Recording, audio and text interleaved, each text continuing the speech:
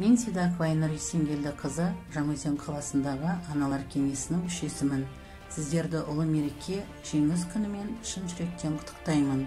Менің нағашы атам Таутенов Айқали Ерманұлы 1942 жылы маусым айында 19 жасында әскер қатарына алынып, Уфа қаласында бір айлық дайындықтан өткен соң Калинин майданындағы 45-ші атқыштар полкі құрамына ұрысқа кірді. Атам Великие Луки, Невель, Белоруссия, Латвия, Литва жерлерін азат етуге қатысып, жеңісті Кейсберг қаласында қарсы алды. 1945 жылы Жапон әскерлерін жоюға әскер бөлімімен қиыр шығысқа аттанды. Сөйтіп нөмір 39-шы армия қатарында соғысып, 1945 жылдың 3 қыркүйегінде Порт-Артур қаласында Жапонияны тізе бүктіріп, жеңісті қарсы алып, әрі қарай әскери қызметін жалғастырды. Елге 1947 жылдың мамыр айында оралды.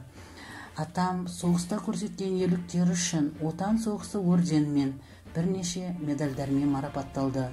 Елге оралған соң 1947-1953 жылдар аралығында колхоз шаруашылығымен айналысып, ферма меңгерушісі, колхоз бастығы, партия ұйымының хатшысы қызметтерін атқарды.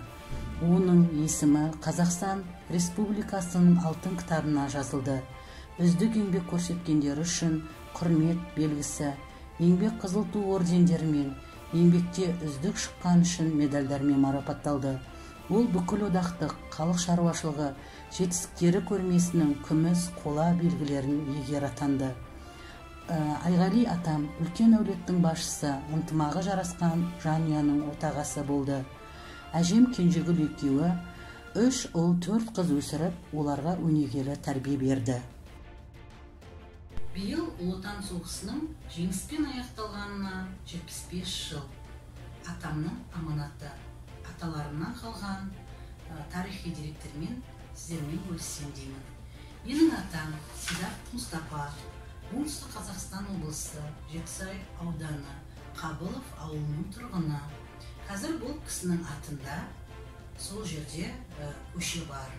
Сонымен қатар бұл кісі көптеген төс белгілердің иегері. Екінші нағашы атам Таутенов Айғали, бұл кісі Қызылорда облысы, Тереңөзек ауданы, Нағи Ильясов ауылының тумасы. Атам да Отан соғысының ардагері. Осы кісілерден көптеген бізге естеліктер қалған. Алған төс белгілері туралы мынандай естеліктер бар бізде. Ол біздің қара шаңырақта барлығы жинақталған. Сосын хаттар, деректер барлығы жинаулы. Бұл біздің болашақ ұрпаққа естелік ретінде, аманат ретінде сақталады деп ойлаймын. Сонымен қатар менің атам туралы Қызылорда облысының жазушысы Сәкен Алдашбаев ғибратты ғұмыратты өзінің кітабын жазып шыққан. Сонымен қатар осы аталарымыздың арқасында біз қазір бейбіт елдің жастарымыз, ұландарымыз, сол кісілердің арқасында біз тыныш өмір сүрудеміз. Атамыз бізбен мәңгі ғұмыр кешеді. Ерлер ешқашан ұмытылмайды. Отан ана ешкімді де ұмытпайды. Кешегі тарихын ұмытпаған елдің ғана болашағы жарқын болады.